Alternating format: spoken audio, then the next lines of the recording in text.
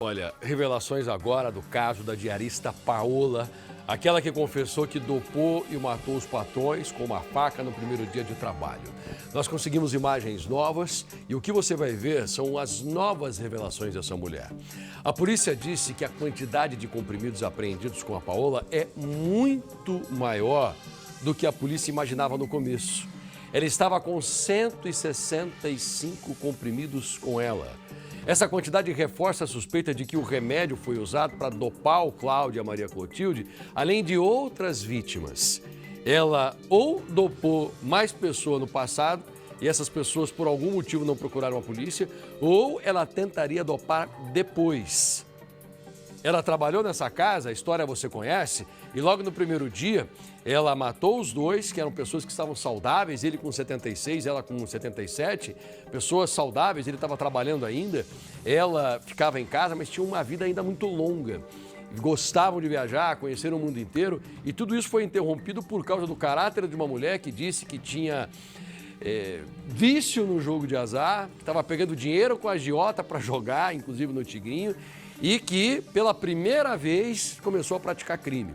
Mas a polícia desconfia. Com essa quantidade de comprimidos, será que, de fato, foi o primeiro crime praticado por ela?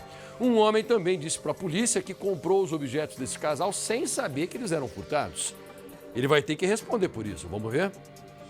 A investigação sobre a morte do casal de idosos Cláudio Atala, de 75 anos, e Maria Clotilde Atala, de 76, teve novos desdobramentos. A Polícia Civil informou que a quantidade de clonazepam apreendida com a assassina confessa, Paola Cirino, de 30 anos, era muito maior do que a divulgada inicialmente. Não eram 40, e sim 165 comprimidos. Essa quantidade reforça a suspeita de que o medicamento foi usado para dopar o casal de idosos e outras pessoas em casas onde ela trabalhou como diarista. Esses 6 comprimidos que ela alega tinha imediatamente a nossa chegada, que ela alega tinha tomado, isso aí é uma mentira, né?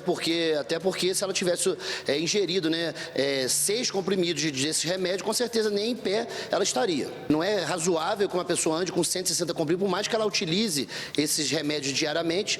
Então, a gente acredita que ela é uma pessoa que tem por diário, fazer uma rotina criminosa, e ela já usa ela utiliza esses comprimidos, então, para dopar as suas vítimas.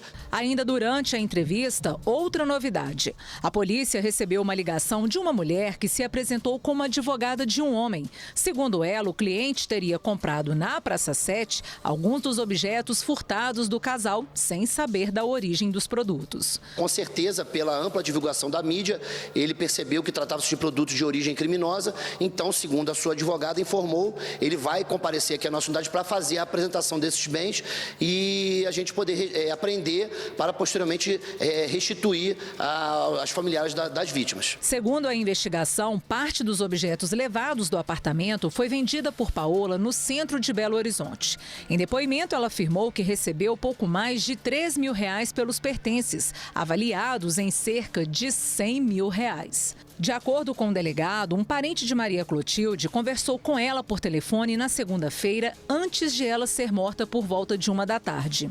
Durante a ligação, ele percebeu que a idosa já apresentava fala desconexa. A minha tia ligou para minha mãe e a minha tia me falou que a minha mãe já estava com a fala muito embaralhada, com a mente muito confusa. Inclusive, ela achou muito esquisito, porque ela é uma pessoa com a mente muito clara, uma pessoa muito ativa, uma sanidade mental completa, apesar da idade já um pouco mais avançada. E ela, inclusive, trocando o nome das pessoas, chamando um de outro. Então, isso é uma informação que nos dá certeza que nesse momento ela já estava dopada pelo remédio. Outro ponto que chamou a atenção dos investigadores foi o resultado do exame toxicológico de Paola. Embora ela tenha afirmado que havia tomado 6 comprimidos de clonazepam antes do crime, os exames de urina e de sangue não constataram a presença do medicamento. Nenhum laudo sobre diagnóstico de transtorno mental ou receita do uso do remédio foi apresentado pela defesa da diarista. Questionados, os advogados dela disseram que não havia posicionamentos sobre os medicamentos controlados, exames ou laudo sobre a saúde mental da cliente. Durante a nova perícia realizada no apartamento, os policiais também encontraram a faca usada no crime.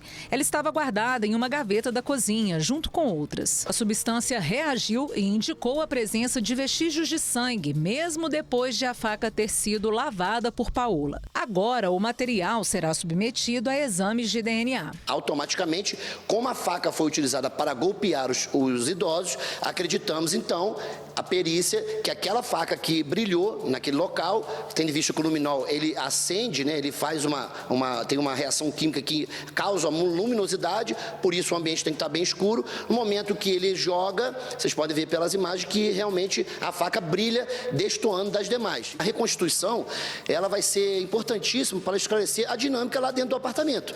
Se ela realmente administrou os remédios, qual foi a quantidade, como que eles se comportaram, quem tomou, qual a quantidade de suco que cada um bebeu, como que eles se comportaram a partir daí, quanto tempo levou o efeito, quantas facadas foram, como realmente foi, se houve alguma possibilidade deles terem acordado, deles terem pelo menos se defendido de alguma maneira, o que a perícia, na verdade, já indica que houve pelo menos essa defesa, considerando as lesões na mão, né, os antebraços. Para a polícia, o primo de Maria Clotilde, que indicou Paola para trabalhar para o casal, pode ter sido vítima da diarista. Ele já também suspeitou, agora, depois, né, dos fatos, ele está conectando mentalmente, que uma vez ele estava se sentindo muito mal e ela lhe ofereceu ir para casa, cuidar dele, e ele diz que a sua carteira depois sumiu.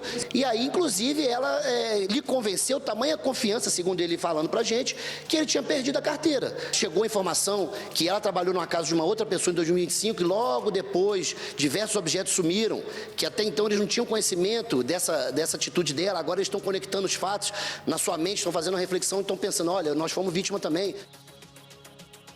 Essa mulher, ela é assustadora, sabe por quê? Ela entra na casa, aparentemente uma pessoa normal, ela olha para a câmera, ela não estava com aquele sangue nos olhos. Então, é assustador porque você coloca alguém na sua casa acreditando que é uma pessoa normal e ela vai para te matar. Uma mulher que tem coragem de matar dois senhores com a faca na mão, Diógenes. É verdade. Depois ainda guarda a faca, limpa a faca, coloca lá junto do faqueiro para sair. Graças à Polícia Civil, que tem boas técnicas, conseguiu colocar o luminol e identificou qual foi a faca, mas é de uma frieza, é um negócio assim espantoso, Passaia. Merece apodrecer na cadeia.